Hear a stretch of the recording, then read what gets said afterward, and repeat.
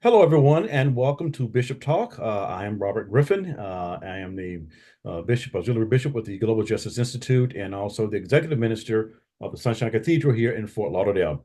But today I am here with a long-term friend of mine, Imam Daayiee Abdullah, and we have known each other for several years. We collaborate on one or two projects, but most we've known each other at a distance. I have always respected his work. I've always respected him as an individual, and I am glad that he is taking the time out of his schedule, very busy schedule, really, to give me a few minutes today to talk about some issues that we're going to talk about a little bit later. So I want to welcome Imam Daayiee Abdullah, and Daayiee, just give us your self-introduction. What do you want people to know about you as we begin our talk here today? Okay, well, first, we've known each other for several decades, so Well, I wasn't going to try and age us, but no, it's okay. Age is good. this is true. A lot of younger people need to learn that if you make it this far, you've been successful. That's true.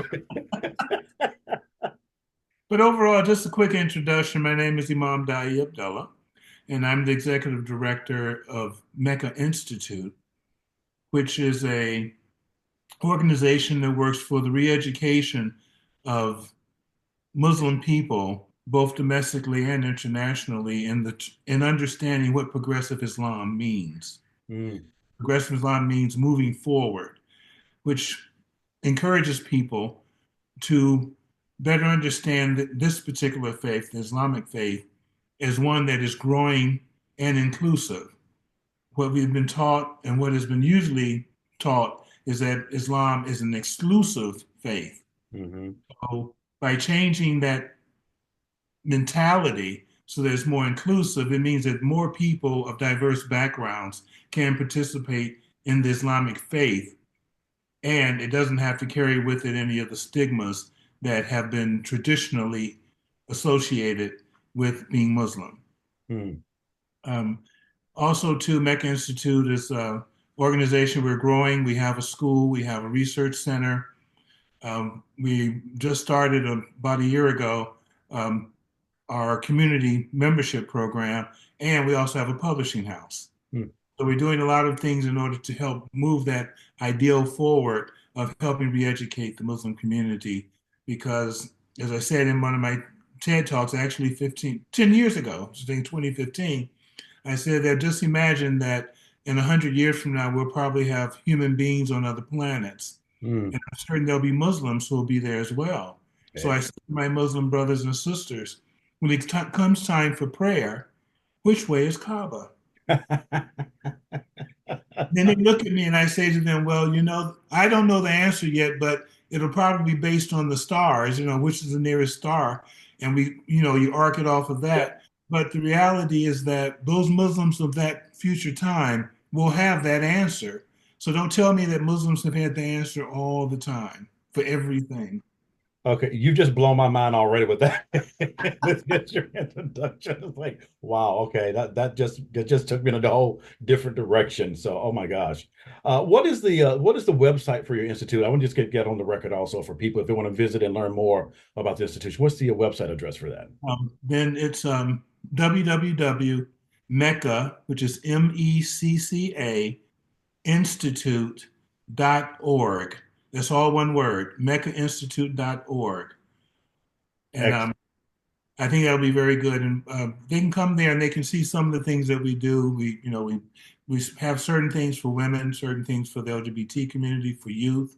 And we just put up our articles. There's 25 articles that I've been writing over the last year. They Mm, talk about various aspects of Muslim culture and Islamic faith culture that people can learn a lot, from what is Sharia law to what are the foods that are part of Ramadan, things mhm. like that, Okay. so people better understand that we're people like every other group of people, and these are some of the things that we enjoy doing. So that's a good place for, I'm going to say, for dummies like me, uh, to go get educated without speaking People who are foolishly. interested. Yeah, yeah. Wow. Well, thanks for sharing that. Thank you for sharing the stuff and introduction there. And I want to say to everyone who's going to watch this, what really wanted me to reconnect with Daye is the loss that happened in Africa with Monmushe Hendricks. And when I first met Imam Daayiee Abdullah, I think it was about the time he was coming out. It's like that was fascinating to me. It's like, oh my God, this is the Imam who's coming out as one at that time. I think probably one of the very few out gay imams. And I'm aware that Imam Muhsin Hendricks was also one of the few out gay imams as well. I think he came out in 1996. I think is what I was reading. So, Dale, well did you know Muhsin Hendricks, and how did you interact, and how does that impact you as one of the few out gay imams, first of all, and secondly, what does that mean to the queer community for your community as well with this loss? Okay.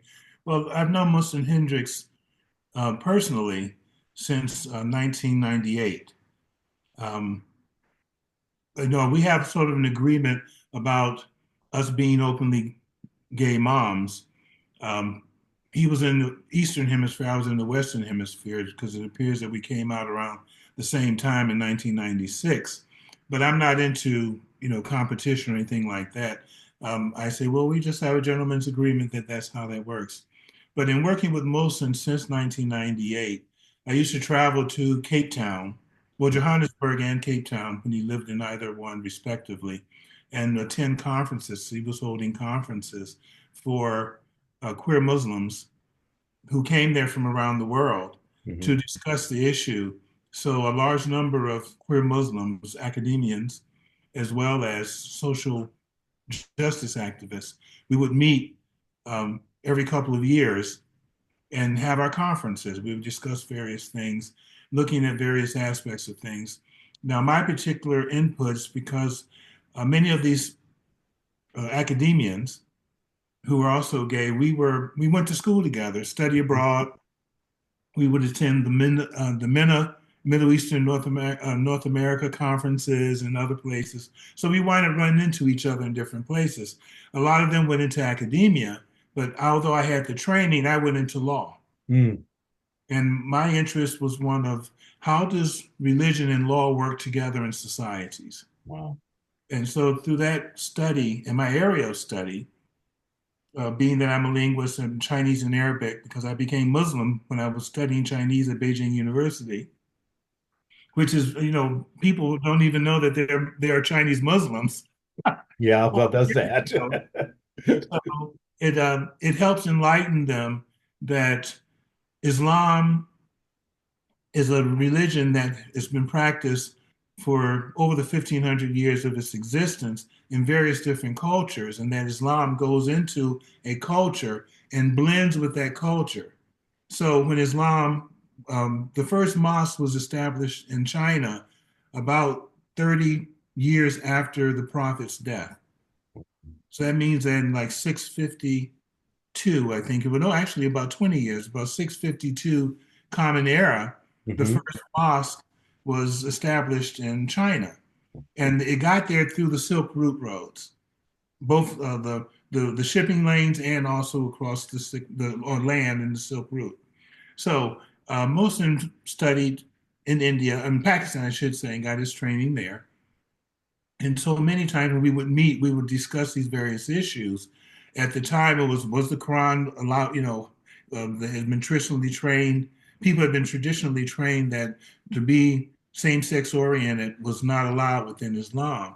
But we challenged that. Mm, And because of our academic backgrounds, we did the hard work, the study, and we looked at the materials, but also we looked at historical records and things of this nature, and came to understand that there had been gay emirs and gay leaders hmm. throughout Islamic history, and they were never rejected.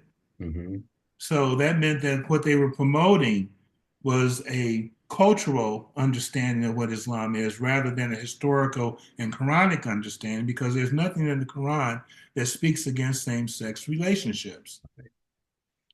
People frequently go, and it's found both in Judaism and Christianity, the Lot story, which is also in the Quran. But the Quran's emphasis is not about same-sex orientation, but it's about the inhospitality, as you would find in Judaism, but also it was the way in which they oppressed people. And the Quran teaches us that we do not oppress innocent people. You do not fight people just because you want to do so. So the Quran emphasizes that what you're doing is against the standards that the Quran says that you're supposed to help those who are downtrodden, you're supposed to help those who are in need of justice. So it's not about the sexual orientation because throughout the Quran you find that the Quran speaks about partnerships, spouses, Hmm. mate, not just man and woman. Right. So those things, if you open up your understanding, your spouse, your companion, and those things, they all have a standard of human relationships. Hmm. So when I've had discussions with individuals, because I don't debate with people, because I'm learning just like you are, so I Right. don't debate you, but I can discuss with you alternative opinions. Right. But my opinion is that I have to have standards as a Muslim, like any other Muslim has to have standards. Hmm. Therefore, I, as a gay person, I'm not out at the clubs. I'm not at the bathhouse. I'm not doing any of those things, which brings to me the openness of just being sexual with whoever I wanted to be with Yeah. versus finding a partner, developing a relationship, and living with that person, building that relationship. And if we come to an agreement that it ain't working no more, then we can separate amicably. Right. Right. But I'm not into, several relationships and all that kind of stuff.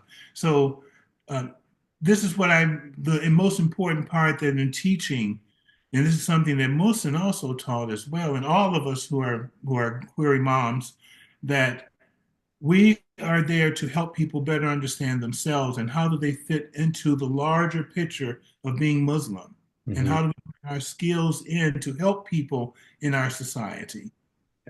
Yeah. And this is the most important aspect of being Muslim because, like some people have, some of the religious beliefs have various ways behind it, but in Islam, your relationship with our Creator is one on one.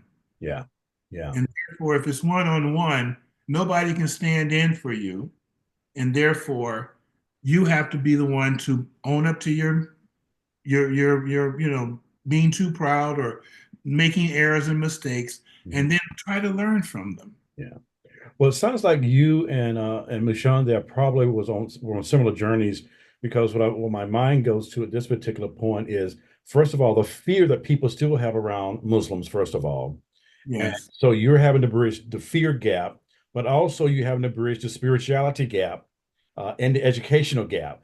And so and just listening to you speak, and I've known you, like you said, for decades, so I know a lot of your work, and I've learned more about Michonne's work. It's Michonne's work, but it seems like in both situations, you guys were tasked almost. I'm going to say what seems like the impossible to be those bridge builders for understanding of what it means to be Muslim, what it means to be sexual, what it means to be spiritual, and what it means to really be on the margins and minister to your own folks while also helping other people understand that you're not the boogeyman.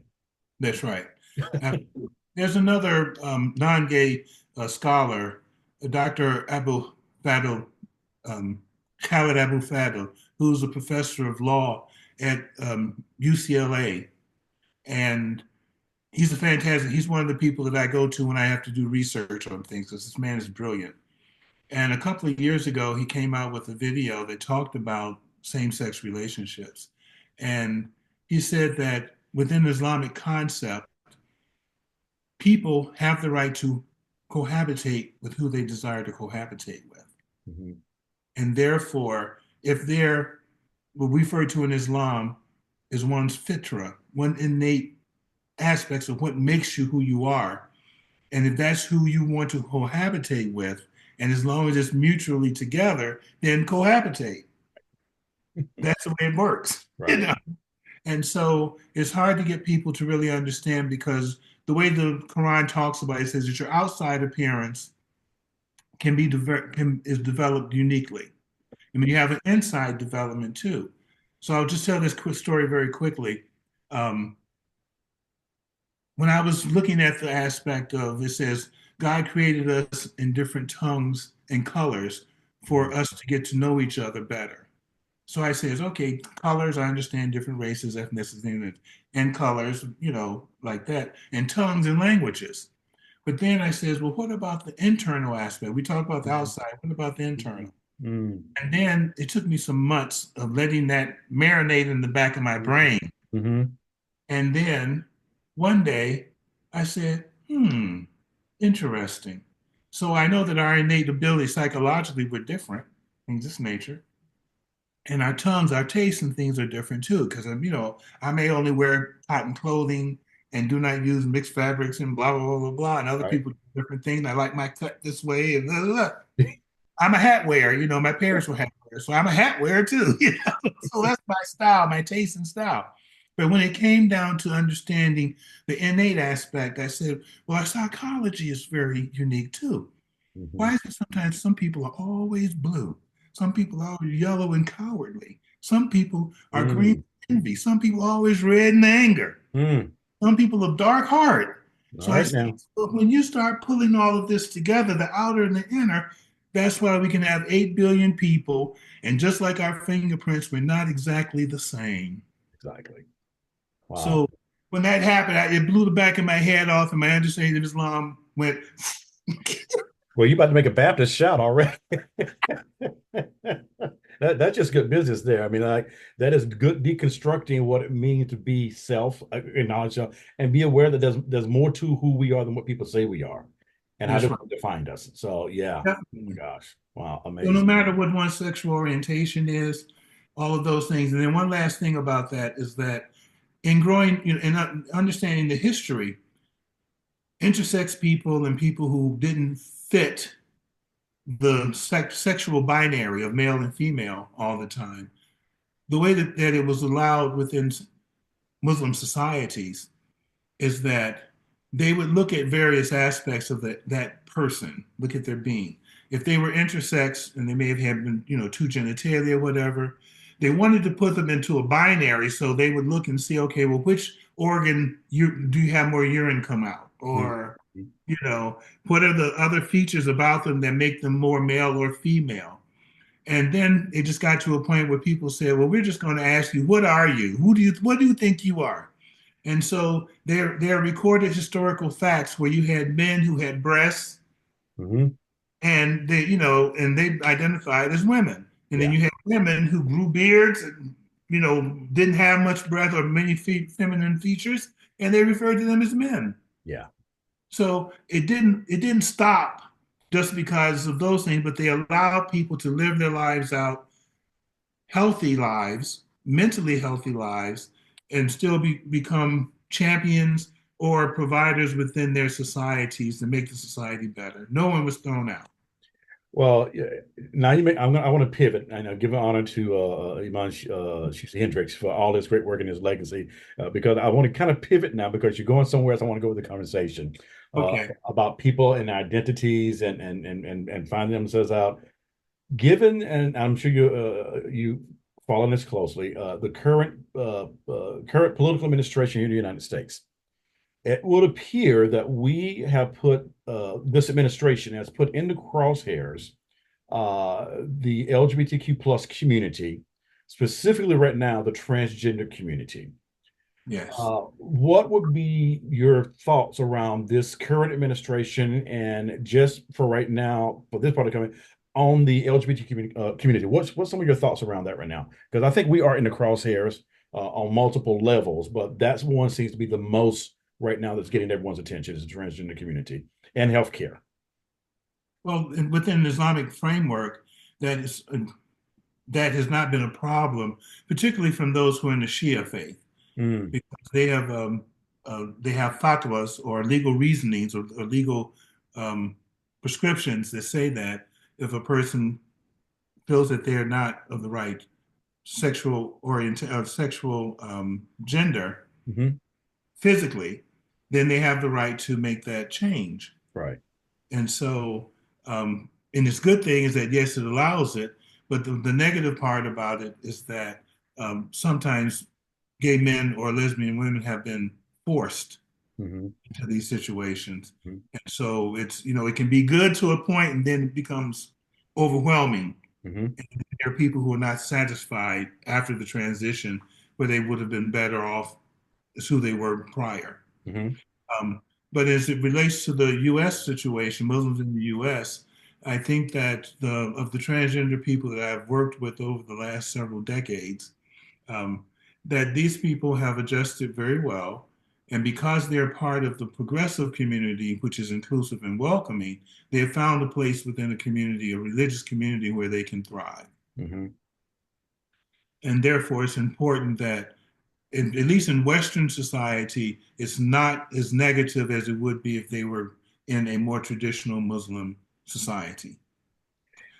It almost sounds like, and this is what I heard as you were speaking there, that there can almost be a faith case made, if you will, up against a legal framework of this current administration. Say, based upon my faith, this is who I am, and you cannot change the laws for my health care or for whatever I need around these issues. Do you think we can make a legal faith-based case around some of these things that's going on right now? I think so, because the framework is that, as I was saying, my looking at it is that when a faith goes into a society, the society picks out of it what it wants that melds with its social cultural norms. Hmm. And other things it just sort of throws to the side. It's just there, but it's not anything that we really work with. Right. And therefore, the law then adapts that cultural thinking, and then they put in place those rules and regulations. And I think that what has to happen is there has to be a rethinking of the culture and those particular tenets within the faith, and how do we make those tenets broader Mm-hmm. Hmm. so that more people are inclusive within it. It Right. doesn't mean, just because a person so and so, then they can do criminal activity. No, that's not the issue. The issue is, can that person be part and still be a good citizen? Right. Right. And that's the real framework. And I think that, like in the US, the problem has been that people are not well educated about what transgenderism is. Hmm. Then additionally, the society itself is based on frameworks that likes to identify things and say, because you're different, you are bad. Hmm. And Hmm. this is the main thing. Part of the education that I've been trying to work with people is to say, just because something is different doesn't mean that it's bad. Right. Right.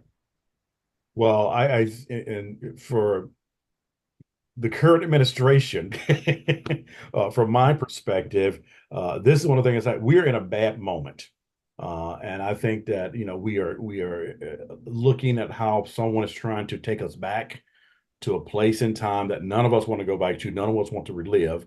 And we're into history being rewritten or erased, or people being erased, or attempts at removing just historical things in history that we know are true and factual and documentable. And so, what's your take on how do we deal with some of this right now? I mean, there's a lot going on. It's almost like a reverse of a melting pot. We're trying to get it back to a mono society. Someone wants that. We just need everybody who looks like me and work like me and think like me. But that's not who we are. I grew up in Alabama. I grew up in the Deep South. At a time when I was becoming of age when we had different people living around us, and the term mixing bowl and melting pot were new terms that was budding up, and it seems like there are those who want us to regress from that, and Mhm. also from faith traditions as well. It's like they're moving us to want us to move to like a one nationalism, or if you will, which I don't think of as religion or as faith, anything. But there seems to be this movement to take us back. What through your lens, how do you see us resisting that, if you will, or not saying this is not where we're going to go, and we don't want to go there? Well, first of all, the key is re-education. Yeah. Now, in my family, in my growing up, my several brothers and my sister growing up, um, my parents had in our household, in our home library, before the Mayflower and other black books that were the re-education of the Negro, those things, those books were in my household. So my parents didn't depend on the public schools to teach us our history. Mm. And so part of our education, we had education in church and we had education at home. And that was things for us to learn so that when we went to school, we helped educate other kids about some of these things. And we, sometimes we would even total loan the book with us just to prove it. So I think we have to do that again. We can't Mm, depend on others to teach what we need to teach ourselves. good point. Period. Yeah. And, and that's not only our history, but also our social, cultural standards that we need. We need, as I heard a lady say one time many years, decades ago, she said, we need our culture. We need to teach our culture, Mm, not let society influence our culture, but know that we have a culture and know that we can respect it and understand it, and that all of them are associated. As I heard someone say the other day, they said that we were all on the slave boats, Africans on slave boats, but we dropped off at different places. mm-hmm. So our roots are the same, Yeah. but our cultural training has been different. Yeah.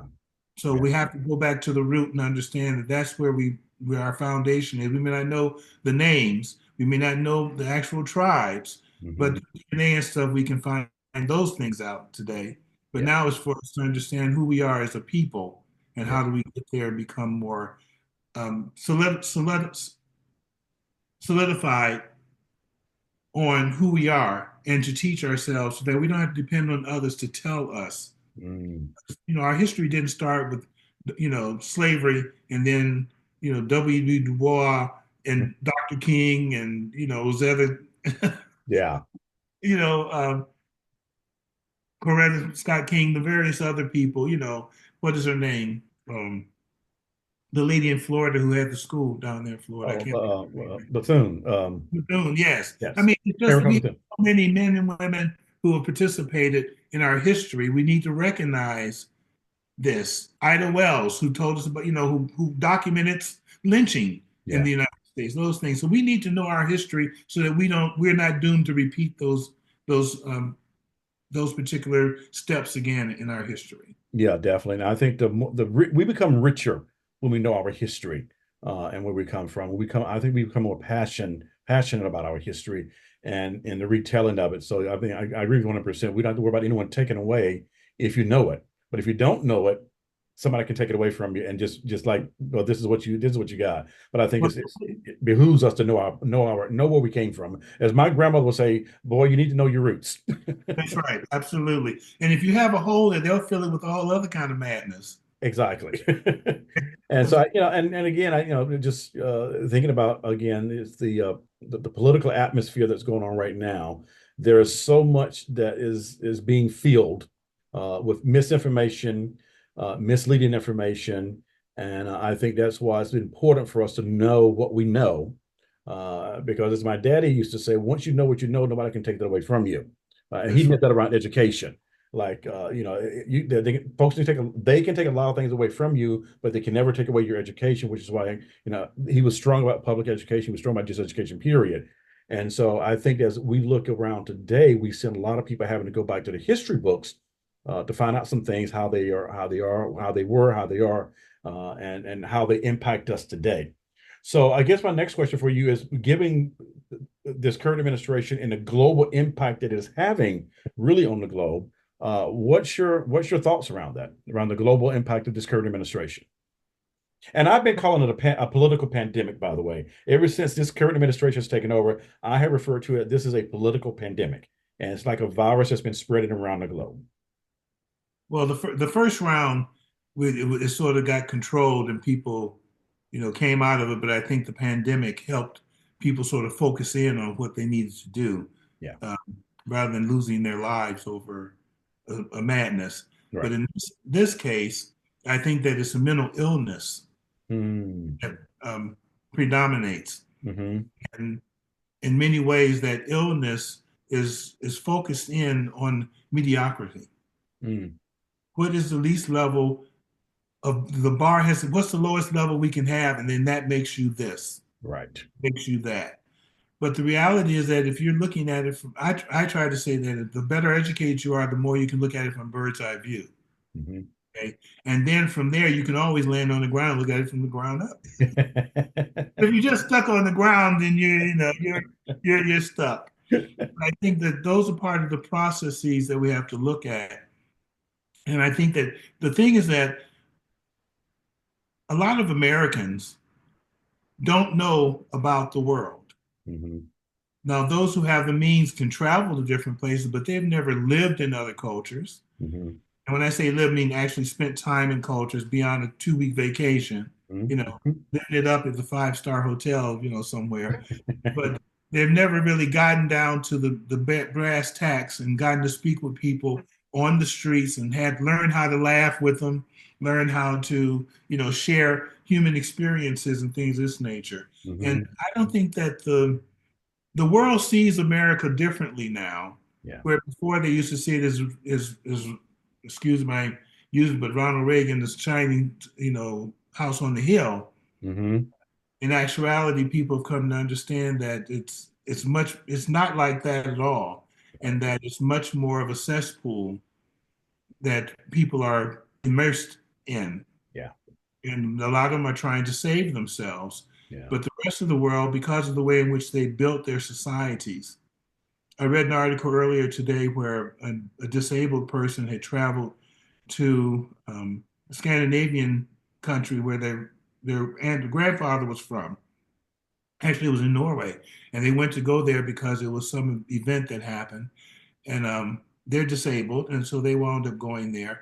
And they said they enjoyed being there because the society thought about them in terms of how it built the society. So they said even though they couldn't do a whole lot, but whenever they would, like go for a walk, and there was always a place for them to rest. There was Mm. always, things that were available. They even got sick while they were there because they were there about a little over a month, I think they said, and they got sick. And so they went to the hospital. They said, "Oh my God, it's going to cost a lot of money." They went there, and their bill was like 40 kroner. Right. You know, and I mean, they got her well, they gave her the medication, Yeah. things like that. So their social medicine, all of these different things makes life so much better. Though she said that the people there pay a higher tax, Right. they know that anyone who needs services and help is available to them and it doesn't cost them outside of what they are, what everybody else is paying. Right.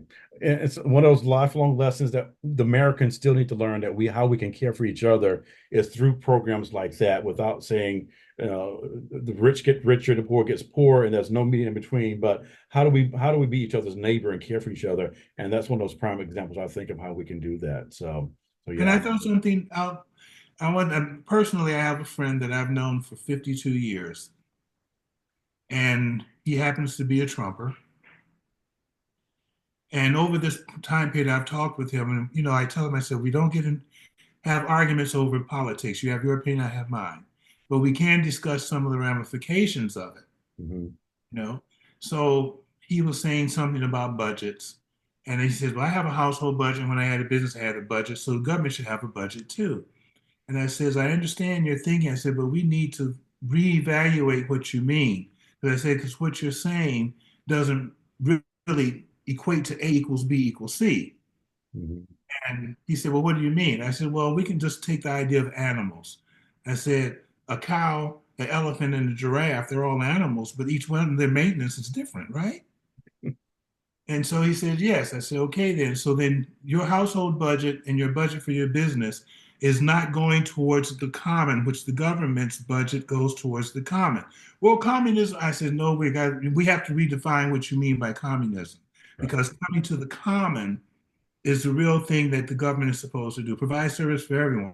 I said, Right. "If we gave you all your taxes that you worked for the 45 years you worked and earned the income," I said, "we give you all those taxes back."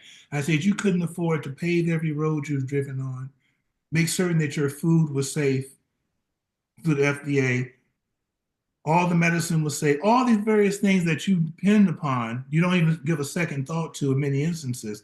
You Right. couldn't have paid for it." I said, "Even Musk couldn't have paid for all of it." Exactly. I said, "So we have to start thinking about this slightly differently, that whatever the government does is for services, and Mm. the budget for a service changes depending on the needs of the people who need it." Right. Well, and that's going to bring me to my last question for you, because I think, as we discussed a little bit earlier, that one of my major concerns, and spiritually and pastorally, has always been for and ministry is people who have been in the margins, people who have been marginalized, people who live in the margins. And the thing now is that we have witnessed that marginalization line grow.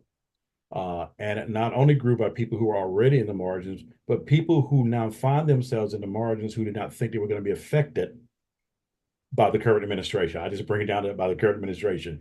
And so my thing is now having to sit with, if you will, how do I now respond to people like your friend Mm. who now find themselves in the margins who did not vote to, for the common, for taking care of everybody.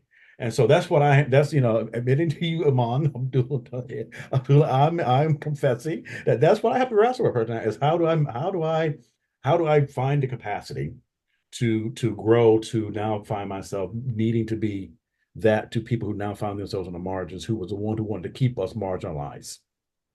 Well, first of all, you have to not take it personally.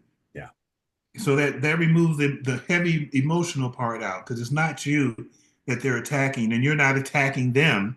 So that removes some of that. But you have to step back and say, okay, now what is it that they're really angry about? mm, They have an objection to, and allow them the space to discuss that.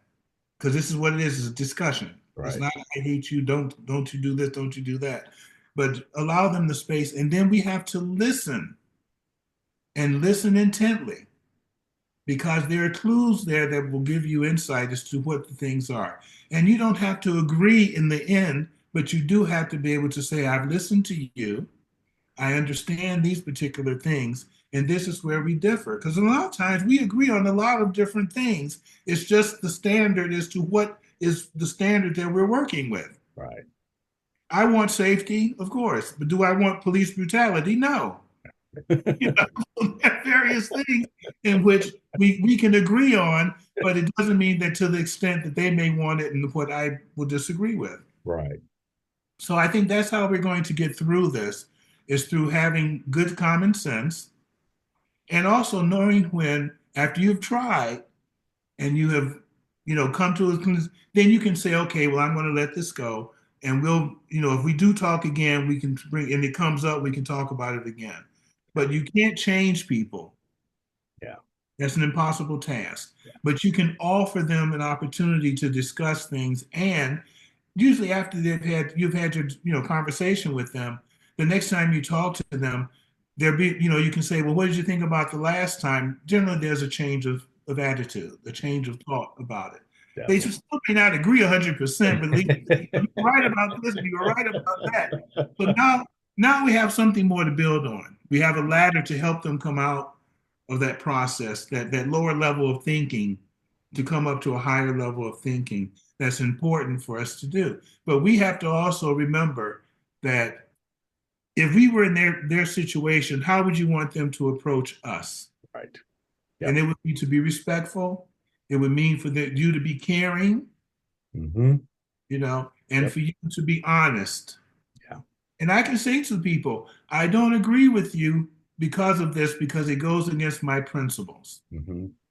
You know, it's like, people talk about this is a common thing that people say, well, I don't believe in abortion. Okay, well, if you don't believe in abortion, that means that every child has the right to be fed, housed, clothed, educated, and given an opportunity to become a productive member in society. If you're not allowing all those five or six things to happen, then you're not really about, not having abortions. Right.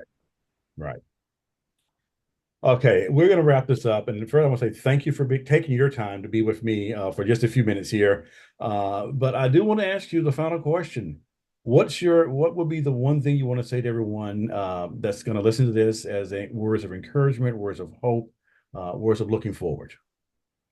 Well, I think I want to say to you as I teach, and a lot of times when I do my khutbahs, my sermons, is to let people understand that God is most often forgiving and merciful.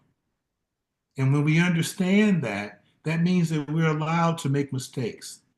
But the rule is that if you make a mistake, you have to try to learn from it. Mm, And if we learn from these things, as Maya Angelou used to say, when we know better, we do better. So understand that our faith provides us that opportunity to learn better and do better. Amen. Imam Daayiee Abdullah, thank you for being with me and sharing your thoughts and your wisdom. We wish you well in your travels and your teaching and you're part of healing the world the way you do. So thank you for being with me. You're welcome. And thank you again, Robert. I really appreciate it. Thanks.